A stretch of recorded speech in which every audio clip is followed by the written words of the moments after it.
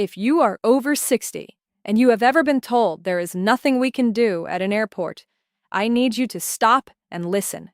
Because in almost every single case I have witnessed in 22 years as a flight attendant, that sentence was a lie. You had rights. You just were not told what they were. I am Maria. I have worked for two major international carriers for over 2 decades. I have stood at the boarding door and watched seniors get charged, redirected, dismissed, and quietly robbed of money and dignity they were legally owed. And today I am going to give you the 8 forgotten travel rights that airlines count on you never learning. Before we start, drop a comment below with your age and the last time you felt confused, rushed, or overcharged at an airport. Tell me what happened. Your story protects our entire community. And hit subscribe, because every single week I share insider information that the airline industry would genuinely prefer you never find out.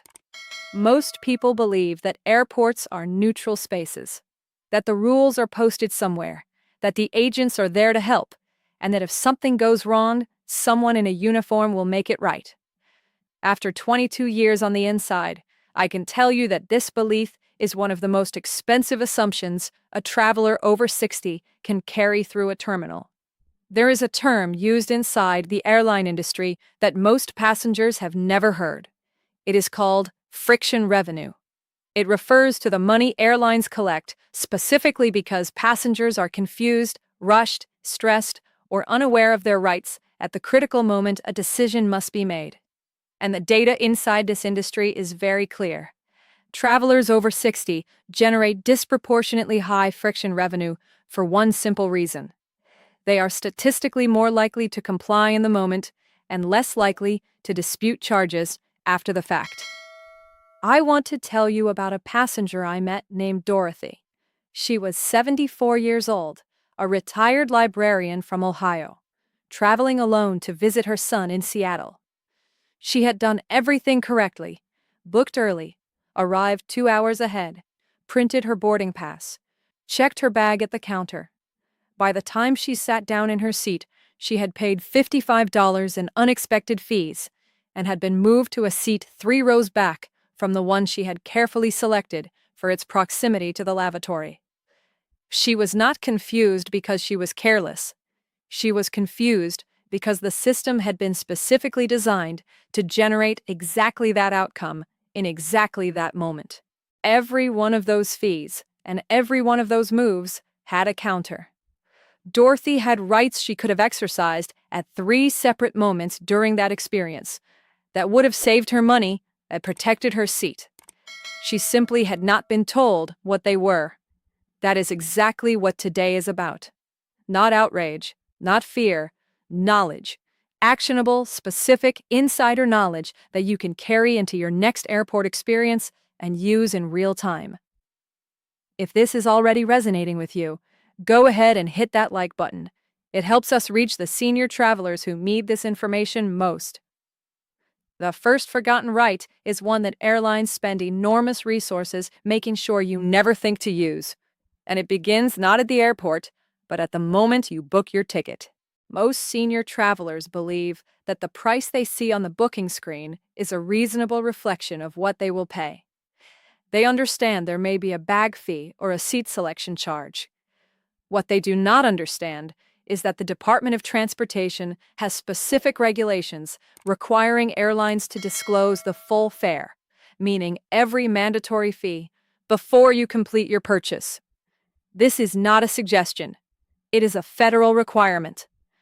And airlines meet the technical letter of this rule while violating its spirit through a booking design practice called drip pricing, where fees are revealed one screen at a time in a sequence specifically engineered to wear down your attention.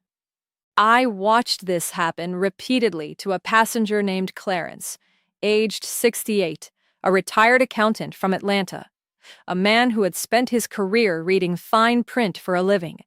He booked a flight he believed cost $211.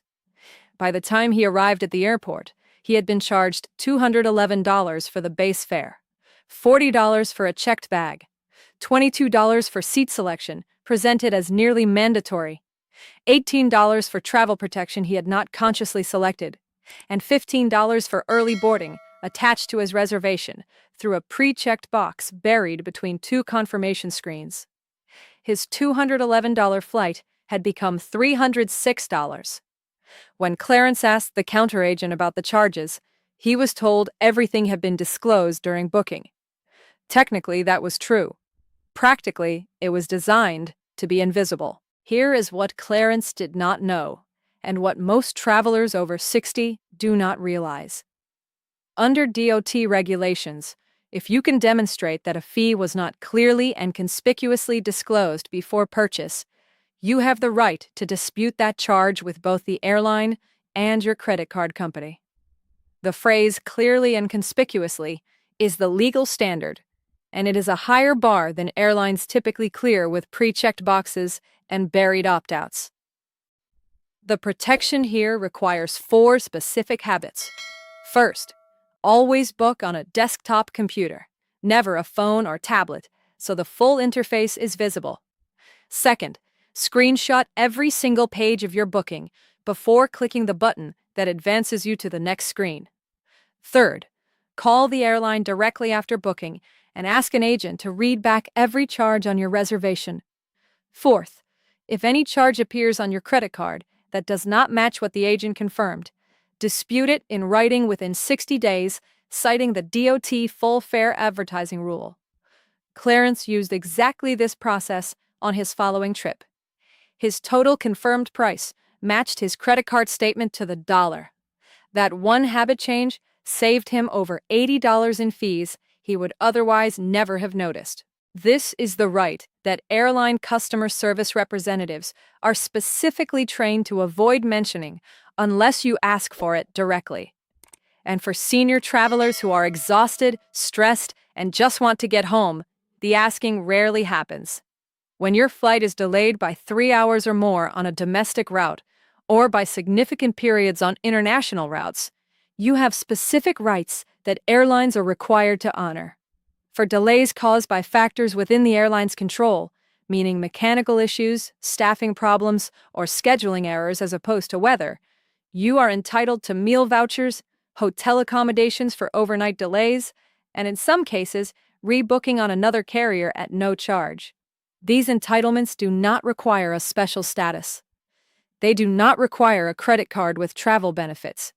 They belong to every ticketed passenger, regardless of what class they are sitting in. I need to tell you about a passenger named Vivian.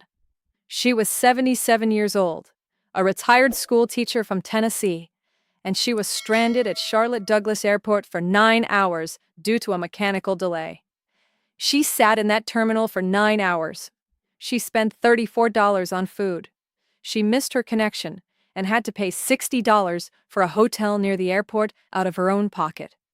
She was miserable and exhausted.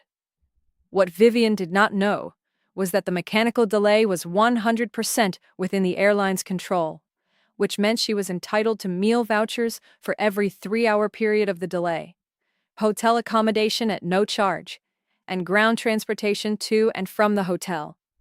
She was owed everything she had paid for out of pocket, and more.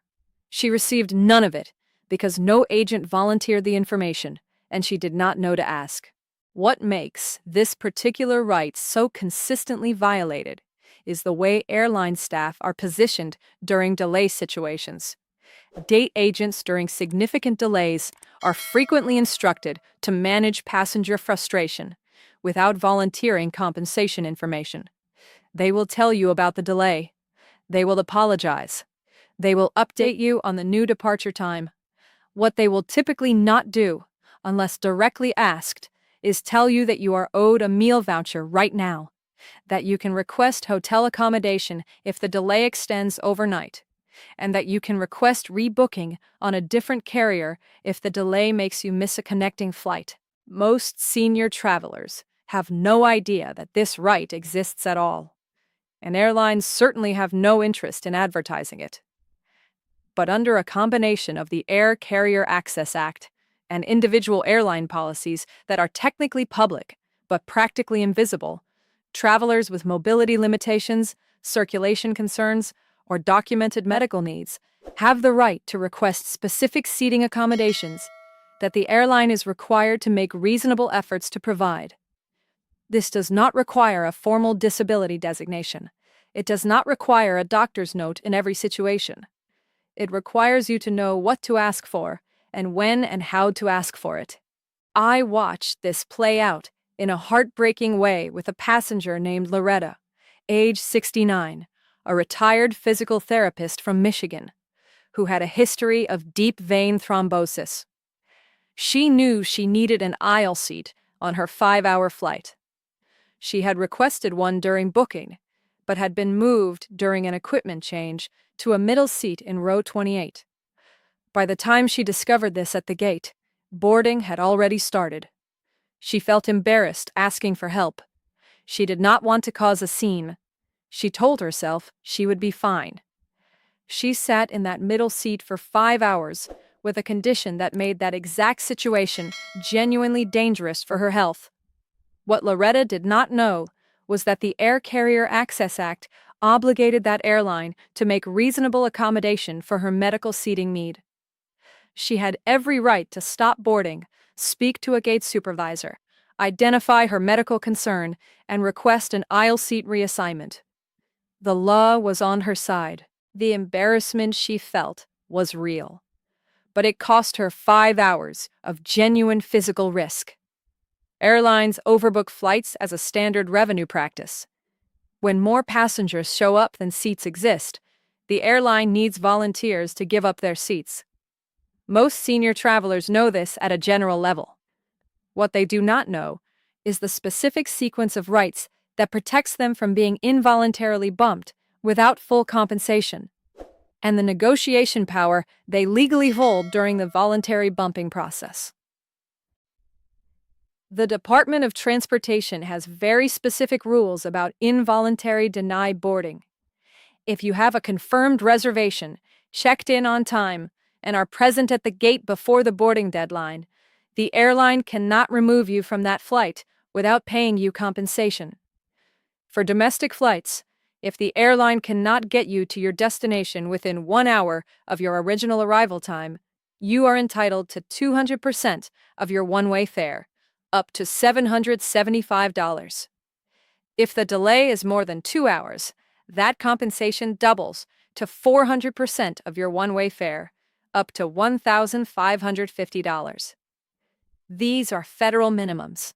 Airlines frequently offer less, and they frequently offer it in the form of vouchers rather than cash, which is a critical distinction most passengers do not catch in the moment. This right was dramatically strengthened by the Department of Transportation in recent years, and most senior travelers are still operating under the old assumption that a canceled flight means a travel credit and nothing more. That assumption costs seniors hundreds of millions of dollars in cash refunds they are legally owed, but never request. Here is the current rule as it stands. If an airline cancels your flight for any reason, including weather, you are entitled to a full cash refund to your original payment method. Not a voucher, not a credit. Cash. The same applies if the airline makes a significant change to your itinerary, including a departure or arrival time change of 3 hours or more on domestic flights, a change of airport, an increase in the number of connecting stops, or a downgrade in your cabin class. Any of these changes entitles you to reject the new itinerary and receive a full refund.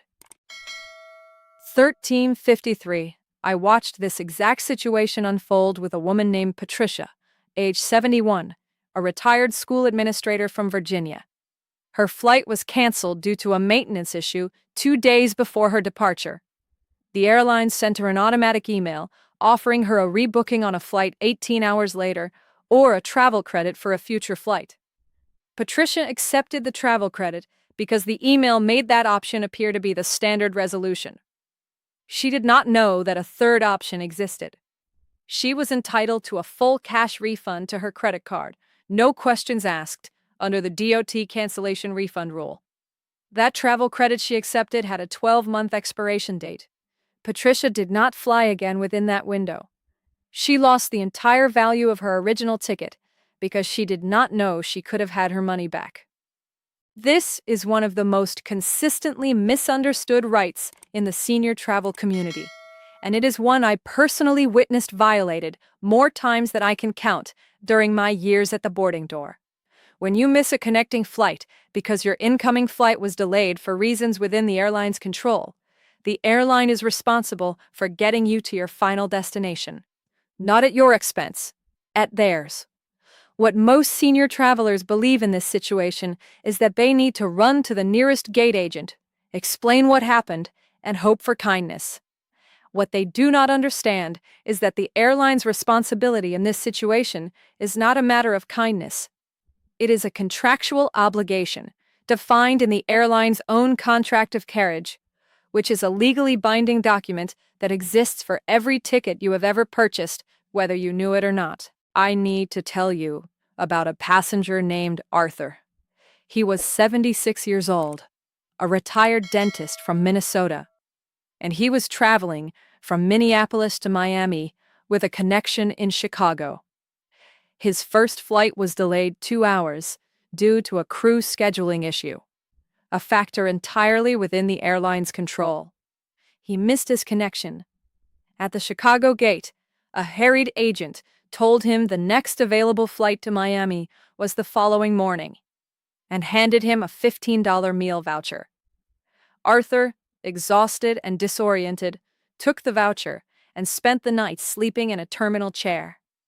He paid for his own dinner. He missed an entire day of his planned trip. What Arthur did not know was that the crew scheduling delay meant the airline was 100% responsible for his missed connection. He was entitled to immediate rebooking on the next available flight to Miami on any carrier, not just the airline he had originally booked. He was entitled to hotel accommodation for the overnight stay. He was entitled to meal vouchers for every meal period during the delay.